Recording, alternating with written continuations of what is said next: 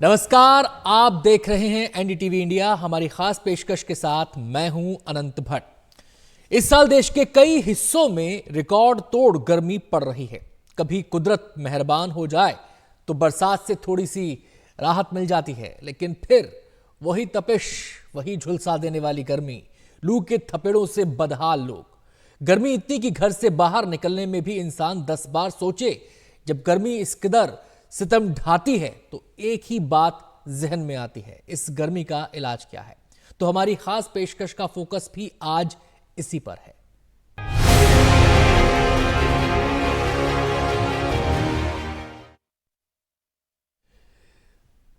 तेजी से बढ़ते शहर, बढ़ती आबादी, सड़कों पर गाड़ियां, आसमान में हवाई जहाज, फैलती हुई आधुनिकता ने जिंदगी के लिए जरूरी साफ हवा, पानी, पेड़, जंगल को समेट दिया है। नतीजा, मौसम में तमाम तरह के बदलाव। जलवायु परिवर्तन अब किताब और सेमिनार में की जा रही चर्चा तक सीमित नहीं है, उसका असर साफ नजर आने लगा है। बढ़ते तापमान से न सिर्फ भारत बल्कि दुनिया भी त्राहिमाम कर रही है। पारा कहीं 45, कहीं 50 तक पहुंच रहा है। हम क्या गलत कर रहे हैं और वो क्या चीजें हैं जो हमें करनी चाहिए ताकि धरती रहने लायक बनी रहे। 10 ऐसी पहल कहानियां हम आपको दिखा रहे हैं जो आंखों को ठंडक भी देंगी और सबक भी। सबसे पहले बात भारत के उत्तर पूर्व में बसे सबसे हरे भरे राज्य सिक्किम की करते हैं। स्वागत है आपका सिक्किम में। भारत के उत्तर पूर्व में एक हरा भरा राज्य सिक्किम, और इस वक्त हम मौजूद हैं उसकी राजधानी गैंगटॉक में। क्या आपको पता है कि सिक्किम जो है वो भारत का सबसे साफ, सबसे ग्रीन प्रदेश है। क्यों? यहाँ के लोग भी सरकार के साथ मिलकर इसको साफ सुथरा रखने में, इसको हरा भरा रखने में बहुत मेहनत करते हैं, सहयोग करते हैं। और इसलिए सिक्किम जो है वहाँ पे सरकार ने ये पॉलिसी भी शुरू की है कि हर एक बच्चे की पैदाइश पर परिवार को प्रोत्साहित किया जाता है कि वो बच्चे के नाम से 108 पेड़ों को रोपें, ताकि अपने बच्चों की तरह वो अपने पेड़ों की, अपने वन की भी रक्षा करें। सिक्किम जो भारत का सबसे हरा भरा राज्य है, वहाँ की सरकार ने लोगों के साथ मिलकर इसे और हरा भरा रखने का प्रण लिया है। यहाँ का एक बड़ा क्षेत्र जंगलों से भरा है। हाल ही में सरकार ने एक और पहल की है। हर नवजात के जन्म के साथ ही यहाँ माता पिता को पेड़ लगाने के लिए प्रोत्साहित किया जाता है। 1-2 नहीं, पूरे 108। 108 ही क्यों? इसकी भी एक दिलचस्प कहानी है। जी देखिए, 108 नंबर एक स्पिरिचुअल, एक यूनिवर्सल नंबर है across the geographies and across the religions. ये इस कार्यक्रम को जब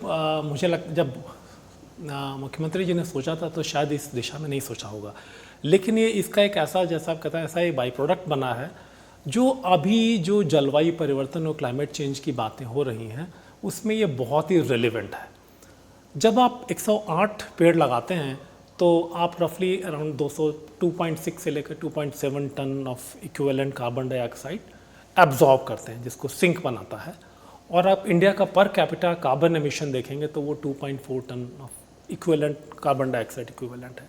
तो जब आप 108 पेड़ लगाते हैं तो आप अपनी सोसाइटी को, जो इंडिया का पर कैपिटा एमिशन है, एग्जैक्टली मैच करके एकदम आप कार्बन न्यूट्रल बना देते हैं। तो लोग न सिर्फ ये पेड़ लगाते हैं, उसे अपनी संतान की तरह पालते भी हैं। तभी इस कार्यक्रम का नाम है मेरो रुख मेरो संतति, यानी मेरा पेड़ मेरी संतान।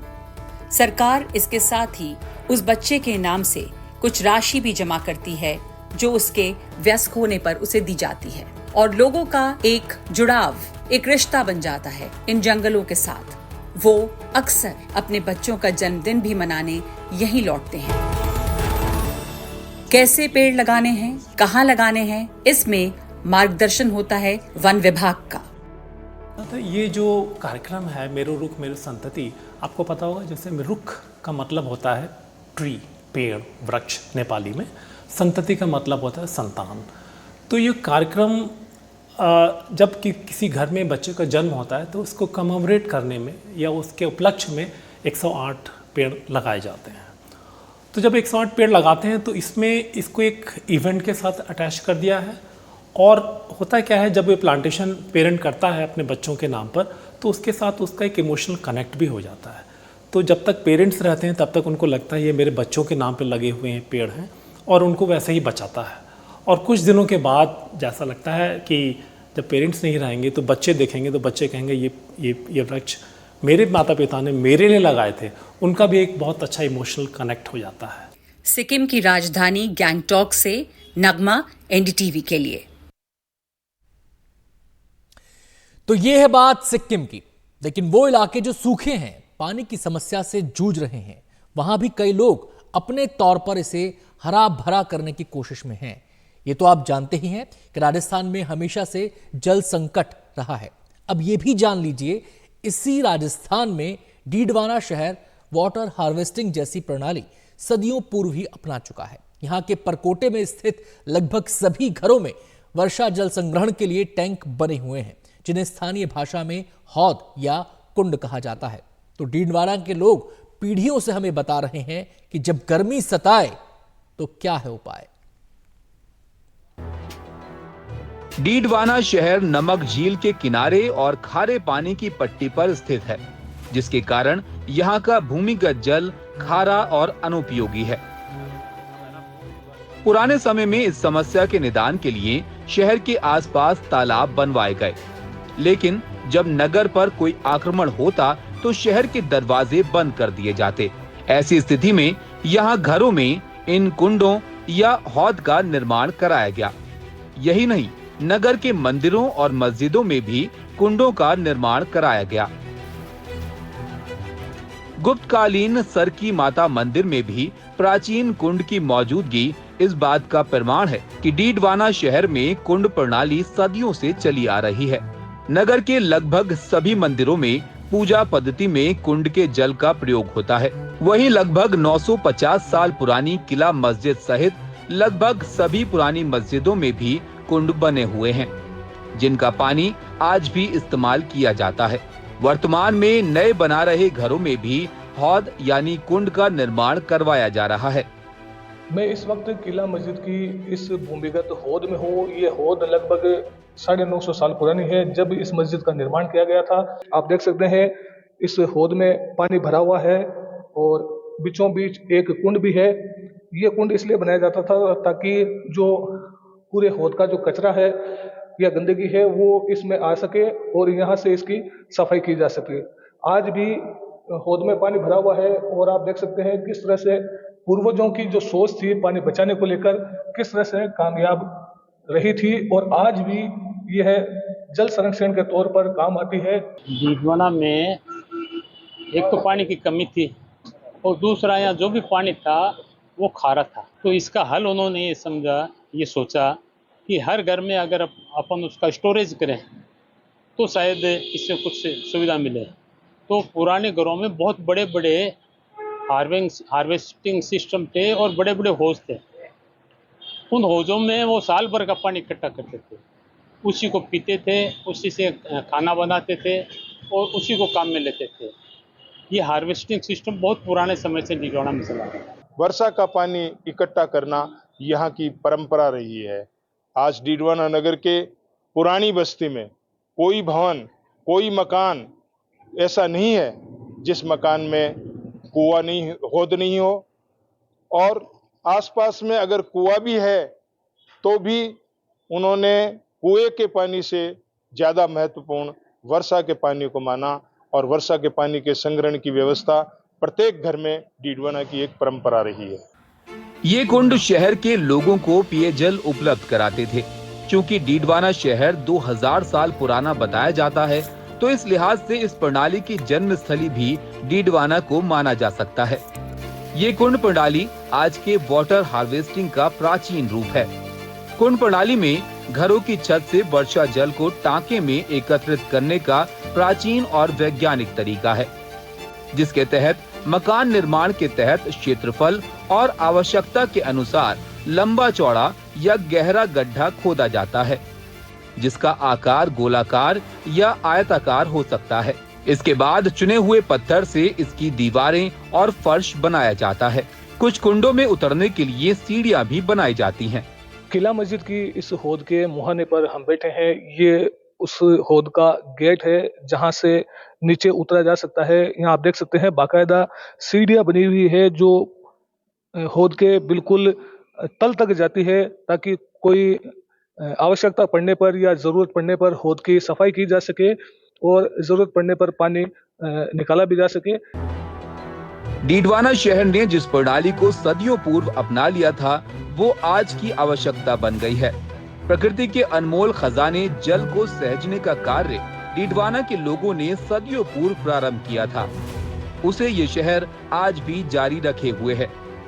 इस कारण इस शहर को जल मित्र की संज्ञा दी जाए तो कोई अतिशयोक्ति नहीं होगी। ऐसे में इस शहर की ये उपलब्धि राष्ट्रीय स्तर पर होनी चाहिए और ये शहर आभा नगरी के साथ ही जल संरक्षण की नगरी के नाम से भी जाना जाना चाहिए। प्रकृति के अनमोल खजाने पानी को सहेजने का जो काम सदियों पहले डीडवाना के पूर्वजों ने प्रारंभ किया था, उसे डीडवाना के लोग आज भी जारी रखे हुए हैं।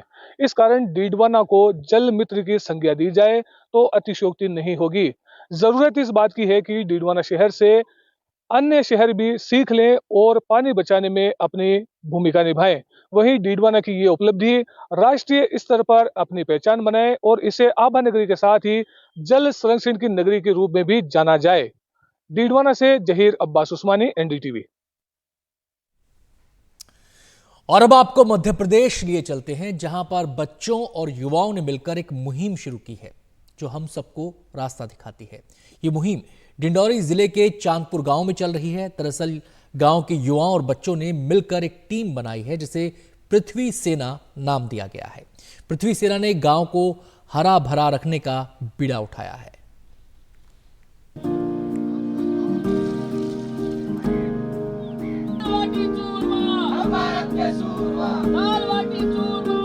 चांदपुर के आसपास के गांव में जल संकट की भयावह स्थिति थी। गांव के युवा और बच्चों की बनाई पृथ्वी सेना ने इसे दूर करने का बीड़ा उठाया और पहले साल में ही सैकड़ों पौधे लगाए थे जो अब पेड़ बनकर लहरा रहे हैं। पृथ्वी सेना में गांव के ही करीब 25 युवा समेत छोटे छोटे स्कूली बच्चे भी शामिल हैं, जिनके द्वारा न सिर्फ पौधे लगाए जाते हैं बल्कि पौधों की पूरी सुरक्षा भी की जाती है। पृथ्वी सेना के द्वारा ज्यादा से ज्यादा पीपल व बरगद के पौधे लगाए जाते हैं क्योंकि इन्हें पूजा जाता है तो लोग इसे नुकसान नहीं पहुंचाते हैं। इसके अलावा पीपल व बरगद में ऑक्सीजन की प्रचुर मात्रा पाई जाती है। हैरान करने वाली बात यह है कि सरकारी मदद लिए बिना आपस में चंदा जुटाकर पृथ्वी सेना का अभियान निरंतर जारी है। पौधारोपण के अलावा जंगलों की सुरक्षा करने में भी पृथ्वी सेना विशेष भूमिका निभाती है। पर्यावरण संरक्षण को लेकर इस गांव के छोटे छोटे बच्चे व बुजुर्ग कितने उत्साह के साथ काम करते हैं, जिसका अंदाजा इन तस्वीरों को देखकर बड़ी आसानी से लगाया जा सकता है। महज 4 वर्ष की उम्र में निकित कुमार भी पृथ्वी सेना के मेंबर हैं, जो इतनी छोटी सी उम्र में पौधों में पानी डालने की ड्यूटी बड़ी शिद्दत के साथ निभाते हैं। चांदपुर गांव में पृथ्वी सेना के कामों से प्रभावित होकर आसपास के ग्रामों में भी लोग पर्यावरण के प्रति सजग हो रहे हैं। पृथ्वी सेना के द्वारा पौधारोपण कर करके गांव को हरा भरा कर दिया, जिससे उन्हें शुद्ध हवा तो मिल ही रही है, साथ ही जल स्तर में भी बढ़ोतरी देखने को मिल रही है।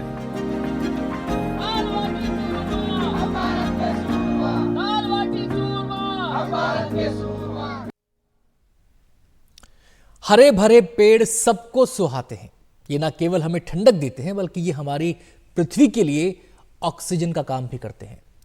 इस मसले पर बातें तो खूब होती हैं, लेकिन कम ही लोग ऐसे हैं जो न केवल पेड़ पौधों के महत्व को समझते हैं बल्कि पृथ्वी को हरा भरा रखने में भी अहम भूमिका निभाते हैं। उन्हीं लोगों में से एक हैं जबलपुर के सोहनलाल द्विवेदी, जिन्होंने पेड़ पौधों को अपना मिशन बना लिया है। पेड़ पौधे उनकी जिंदगी का अभिन्न हिस्सा बन चुके हैं। सोहनलाल के पास 2500 बोनसाई पौधों का कलेक्शन है। सोहनलाल द्विवेदी के घर की छत पर लगे बोनसाई पौधों में नारंगी, नींबू और बेर जैसे मौसमी फल भी हैं।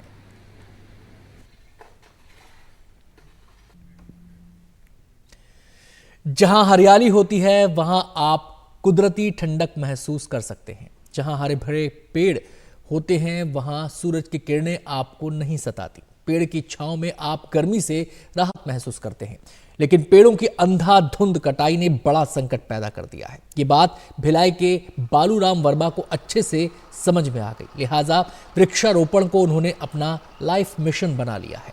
भिलाई में टाउनशिप और कैंप क्षेत्र में बालूराम वर्मा ने लगभग 25 साल में लाखों वृक्ष लगाए हैं। वर्मा अपनी कमाई का 10% हिस्सा लोकहित में खर्च करते हैं। बालूराम वर्मा भिलाई इस्पात संयंत्र के रिटायर कर्मचारी हैं। और अब आपको मध्य प्रदेश के इंदौर लिए चलते हैं, क्योंकि आंखों और दिल को ठंडक देने वाली एक कहानी यहां भी है। इंदौर देश में, दुनिया में भारत के सबसे स्वच्छ शहर के तौर पर जाना जाता है। उसकी पहचान ऐसी अब बन गई है। अब इस शहर में एक और शानदार पहल हुई है जिसके चर्चे चारों तरफ हो रहे हैं। इंदौर शहर के बीचों बीच स्थित GSITS इंजीनियरिंग कॉलेज ने अपनी 1 एकड़ जमीन पर जापान की मियावाकी पद्धति से फॉरेस्ट विकसित करने का बीड़ा उठाया है, जो अब सफल हो गया है। इस भीषण गर्मी में भी यहाँ लगाए गए पौधे लहलहा रहे हैं। शहर की घनी बसावट वाले इलाके में ये ऑक्सीजन का जनरेटर साबित हो रहे हैं। कॉलेज का कैंपस कुल 30 एकड़ में फैला है और 1 एकड़ में नगर वन विकसित किया गया है, जो लोगों को खूब भा रहा है।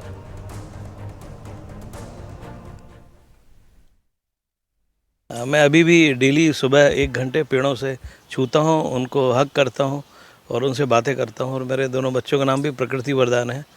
तो पता नहीं क्यों प्रभु ने हमको ऐसा एक प्रेम दिया है प्रकृति के प्रति, खासकर पेड़ पौधों के प्रति, जिसके कारण इस संस्थान में एक अच्छा काम हो पाया है। ये चूँकि इंजीनियरिंग कॉलेज है, बच्चे भी इंजीनियर बनते हैं, लेकिन हम लोगों ने सोचा कि एक ऑक्सीजन जनरेटर बनाया जाए संस्थान में।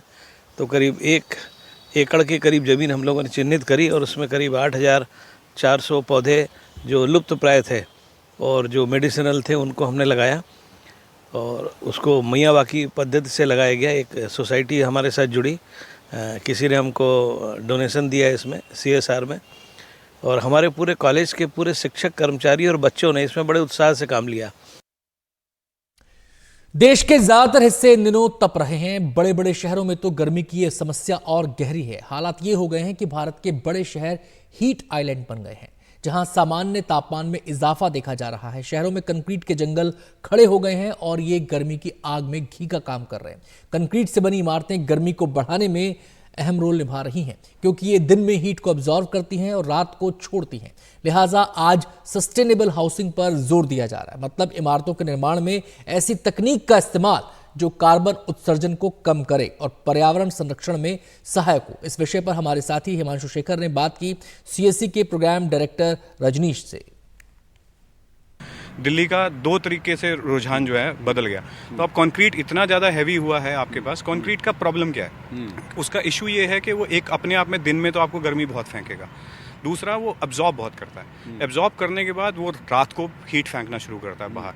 अब आप रात को घर पहुंचे, एक तो ऑलरेडी गर्मी थी, ऊपर से कंक्रीट ने अब वो डिस्चार्ज करना शुरू किया, उतना हीट एनवायरनमेंट में आया, प्लस आपने AC ऑन कर लिया। अब ये सारी हीट जो है ना एनवायरनमेंट में बाउंस करती रहेगी। तो आपका दिन और रात का जो डेल्टा होता था कि सुबह का तापमान अलग है, शाम को दोपहर में अलग होता था, रात में अलग हो जाता था। अभी आप ऑब्जर्व करेंगे कि पूरा टाइम आपको कोई डेल्टा नहीं मिल रहा, मतलब कोई ड्रॉप नहीं आ रहा है, कंटिन्यूसली उसी टेम्परेचर पर चल रहा है। और आपका कंस्ट्रक्शन एरिया जब बढ़ जाएगा तो ये हीट और रेजोनेट करेगी। अभी वक्त हो गया एक छोटे से ब्रेक का। ब्रेक के बाद भी हमारी खास पेशकश जारी है और ब्रेक के बाद हम आपको वडोदरा लिए चलेंगे। एक स्पेशल हेलमेट के बारे में बताएंगे जो वहां पर ट्रैफिक पुलिस कर्मियों को इस भीषण गर्मी में भारी राहत दे रहा है। छोटे से ब्रेक के बाद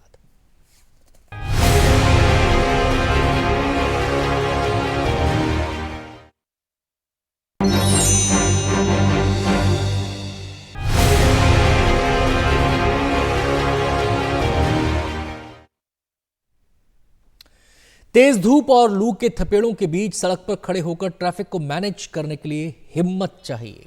ट्रैफिक कर्मी को अब गर्मी से बचाना आसान हो गया है, क्योंकि एक नायाब तरीका गुजरात के वडोदरा में देखने को मिला है। यहाँ ट्रैफिक पुलिस कर्मियों के लिए स्पेशल हेलमेट तैयार किए गए हैं जो 40 से 42 डिग्री तापमान में भी ठंडा ठंडा कूल कूल एहसास कराते हैं।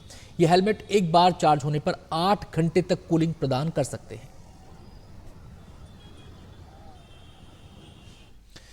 गर्मी इतनी प्रचंड है कि इससे इंसान ही नहीं जानवर भी परेशान हैं। लिहाजा दिल्ली के चिड़ियाघर में जानवरों को गर्मी से बचाने के लिए जू प्रशासन ने विशेष इंतजाम किए हैं। पानी के नल चालू रखने का फैसला लिया गया है और जानवरों के पॉन्ड्स को भी हमेशा पानी से लबालब रखा जा रहा है। अब आपको ले चलते हैं केंद्र शासित प्रदेश पुडुचेरी। गर्मी यहां भी प्रचंड पड़ रही है।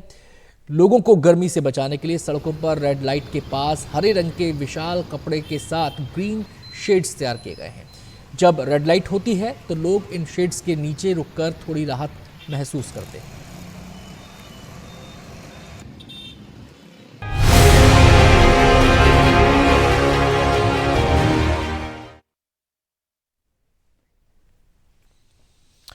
और अब आपके लिए एक सवाल जिस पर आप अपनी राय हमें QR कोड को स्कैन करके दे सकते हैं और अपना जवाब भेज सकते हैं। सवाल है, क्या नेट की तरह नीट की परीक्षा भी रद्द होनी चाहिए? आपको बता दें कि नेशनल टेस्टिंग एजेंसी ने बुधवार को UGC नेट की परीक्षा रद्द करने का ऐलान किया था। वहीं नीट परीक्षा में हुई धांधली के मद्देनजर सवाल यही है, क्या नीट को भी रद्द कर दिया जाना चाहिए? तो QR कोड को स्कैन कीजिए जो आपके स्क्रीन पर दिखाई दे रहा है, अपना जवाब हमें भेज दीजिए। फिलहाल वक्त हो गया एक छोटे से ब्रेक का।